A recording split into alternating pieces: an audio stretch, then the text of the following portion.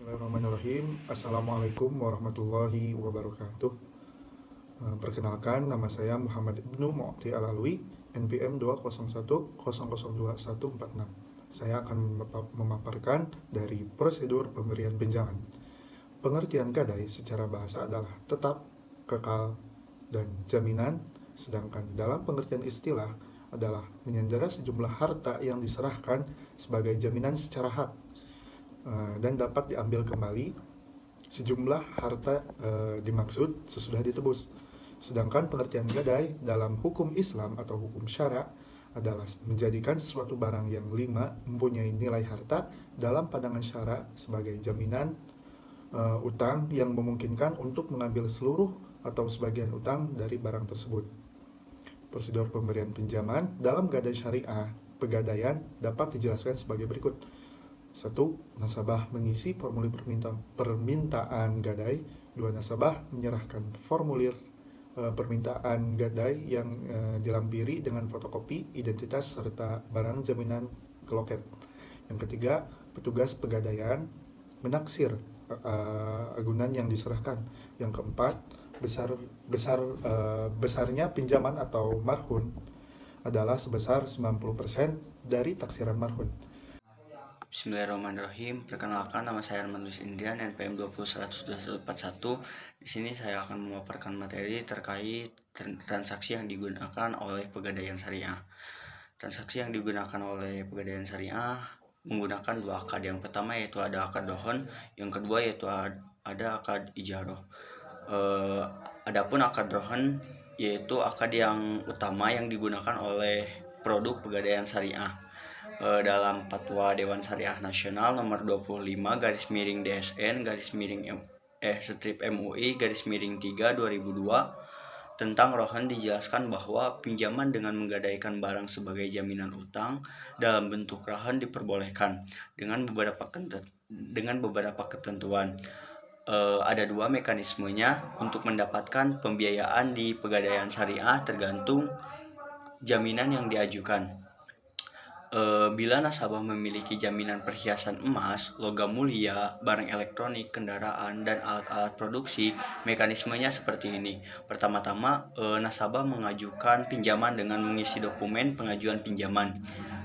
Selanjutnya, nasabah menyerahkan jaminannya, kemudian ditaksir oleh petugas penaksir di outlet untuk ditetapkan besarnya pinjaman.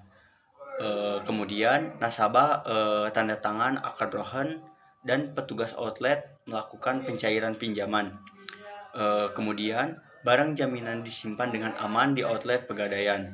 Sementara bila nasabah memiliki jaminan kendaraan, tanah ataupun bangunan, mekanismenya seperti ini. Pertama-tama nasabah mengajukan pinjaman dengan mengisi dokumen pengajuan pinjaman. Yang selanjutnya yaitu petugas pegadaian syariah melakukan verifikasi, survei dan analisa kelayakan baik usaha maupun jaminan ke lokasi usaha dan rumah nasabah. Kemudian kuasa pemutus pinjaman menyetujui besaran pinjaman. Kemudian nasabah berakad rohan tasjili di Pegadaian Syariah dan menerima uang pencairan pinjaman. Dan yang selanjutnya yaitu barang jaminan berupa dokumen kepemilikan kendaraan disimpan dengan aman di outlet Pegadaian dan kendaraan dapat tetap digunakan oleh nasabah. Adapun akad yang kedua yaitu akad ijaroh. Menurut Fatwa DSN MUI tentang ijaroh tercantum dalam DSN strip MUI nomor 9 garis miring DSN strip MUI garis miring 4 garis miring 2000 dinyatakan bahwa ijaroh merupakan akad pemindahan manfaat atas suatu barang ataupun jasa dalam waktu tertentu melalui pembayaran sewa atau upah tanpa diikuti dengan pemindahan kepemilikan barang itu sendiri. Dalam Pegadaian Syariah, mustajir bertindak sebagai rohin dan muajir sebagai murtahin, dan di antara mereka perlu adanya perjanjian terlebih dahulu agar akad ini tercapai. Mungkin itu pemaparan materi saya. Sekian, terima kasih. Bismillahirrahmanirrahim. Assalamualaikum warahmatullahi wabarakatuh. Perkenalkan, nama saya Robi Cahyadi dengan NPM 201002125 dari kelas D. Di sini saya akan menjelaskan tentang prosedur penyimpanan marhun. Produk lain dari Gadai Syariah, Perum Pegadaian adalah jasa titipan. Pegadaian Syariah memberikan jasa penitipan barang untuk masyarakat yang ingin menitipkan barang berdasarkan pertimbangan keamanan dan alasan lainnya. Atas jasa penitipan tersebut, Pegadaian Syariah memungut ongkos penyimpanan. Jangka waktu penitipan bervariasi sesuai kebutuhan pelanggan, mulai dari 2 minggu hingga maksimum 12 bulan, dan untuk kemudian dapat diperpanjang untuk jangka waktu yang sama. Prosedur layanan penitipan tersebut dapat diuraikan sebagai berikut ini. Yang pertama, pemohon mengisi formulir permintaan jasa penitipan dan melengkapinya dengan fotokopi KTP atau identitas lain yang masih berlaku. Yang kedua yaitu petugas menerima, memeriksa, dan menghitung nilai barang yang akan dititipkan. Yang ketiga yaitu pemohon membayar biaya administrasi. Yang terakhir yaitu petugas menyimpan barang dengan baik dan menyerahkan surat bukti penyimpanan barang. Sekian, terima kasih. Wassalamualaikum warahmatullahi wabarakatuh. Bismillahirrahmanirrahim. Assalamualaikum warahmatullahi wabarakatuh. Perkenalkan, nama saya Karisma Marujaman dengan NPM 201002152. Di sini saya akan menjelaskan tentang prosedur pelunasan pinjaman. Setiap saat uang pinjaman atau marhun bih dan pengembalian barang gadai di kantor Pegadaian Syariah dapat dilunasi dan dilakukan tanpa menunggu habisnya jangka waktu akad atau jatuh tempo. Proses pengembalian pinjaman marhun bih sampai penerimaan barang jaminan tidak dikenakan biaya apapun, kecuali membayar jasa penyimpanan sesuai tarif yang berlaku. Pelunasan uang pinjaman atau marhun bih dapat dilakukan dengan beberapa cara, antara lain yang pertama yaitu nasabah atau rahin membayar pokok pinjaman atau marhun bih di kantor Pegadaian Syariah tempat nasabah telah melakukan transaksi. Yang kedua, bersamaan dengan pelunasan pokok pinjaman atau marhun bih, barang jaminan atau marhun yang dikuasai oleh murtahin dikembalikan kepada nasabah atau rahin sesuai dengan tarif yang ditetapkan. Yang ketiga, pelunasan pinjaman dapat juga dilakukan dengan cara menjual barang jaminan atau marhun jika nasabah tidak dapat memenuhi kewajibannya setelah jatuh tempo. Hasil penjualan atau lelang barang jaminan marhun digunakan untuk melunasi dan membayar jasa penyimpanan serta biaya-biaya yang timbul atas penjualan lelang barang tersebut. Yang keempat, apabila harga jual barang jaminan atau marhun melebihi kewajiban nasabah atau rahin, maka sisanya dikembalikan kepada nasabah.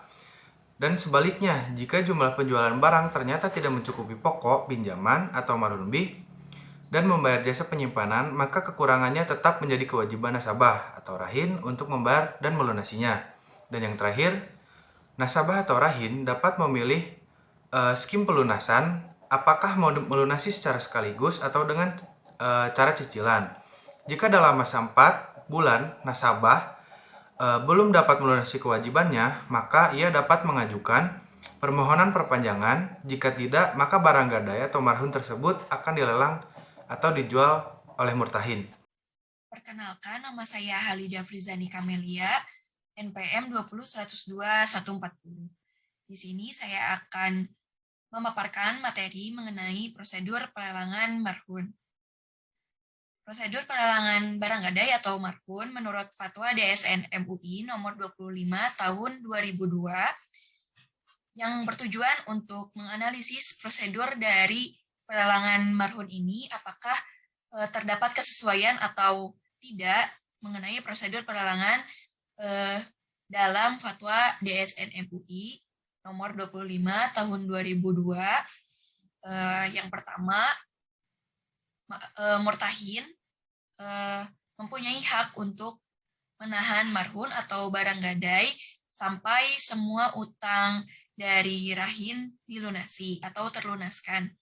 Lalu yang kedua, marhun atau barang gadai dan manfaat dari marhun tersebut tetap menjadi milik rahin. Nah, pada prinsipnya marhun tidak boleh dimanfaatkan oleh murtahin kecuali atas izin dari rahinnya dengan tidak mengurangi nilai marhun dan pemanfaatannya itu sekedar pengganti dari biaya pemeliharaan dan biaya perawatan. Lalu yang ketiga, pemeliharaan dan penyimpanan marhun pada dasarnya itu menjadi kewajiban dari si rahin, namun dapat dilakukan juga oleh murtahin. Sedangkan biaya dan pemeliharaan penyimpanan marhun tersebut tetap menjadi kewajiban dari rahin.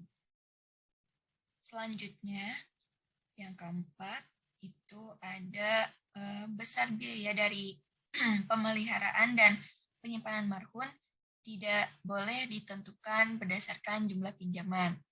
Yang kelima, penjualan marhun pertama bisa terjadi apabila jatuh tempo.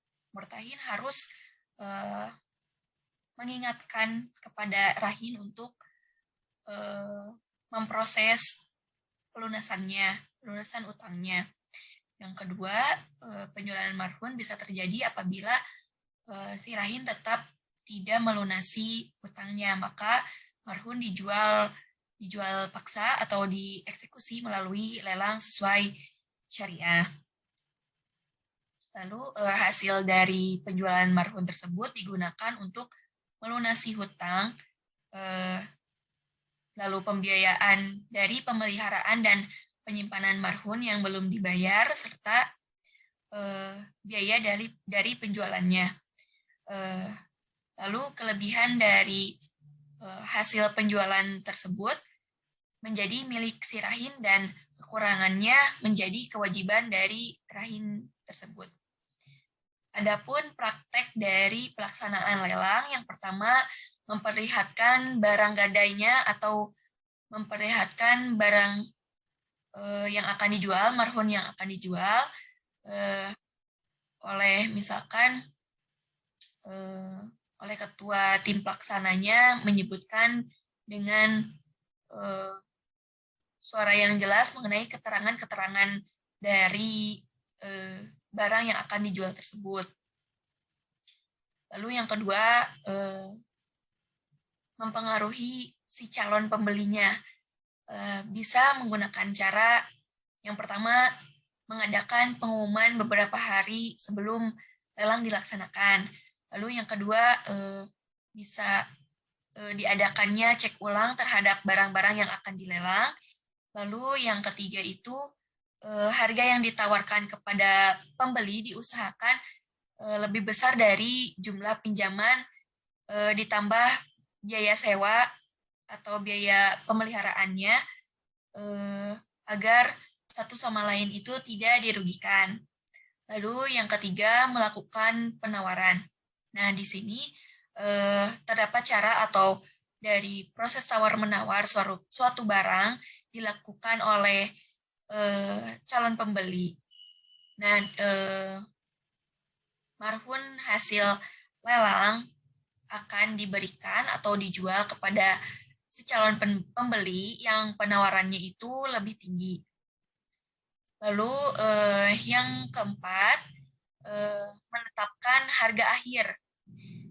Setelah tidak ada penawaran lagi yang lebih tinggi itu, maka penjual menyebutkan 2 kali dan dinyatakan pada semua yang hadir itu apakah tidak ada penawaran lagi, dan jika tidak ada, maka saat itu juga ditetapkannya harga akhir dari barang lelang tersebut. Lalu yang kelima itu melaksanakan ijab kabul apabila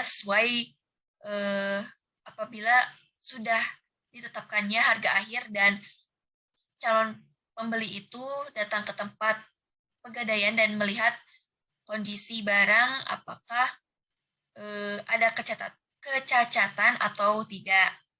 Yang terakhir, melakukan penyerahan. Nah, proses penyerahan di sini dilakukan setelah ijab kabul selesai, bahwa si pembeli tersebut sudah menyetujui atau fix membeli barang dan sesuai dengan harga yang telah ditetapkannya. Sekian materi dari saya. Terima kasih.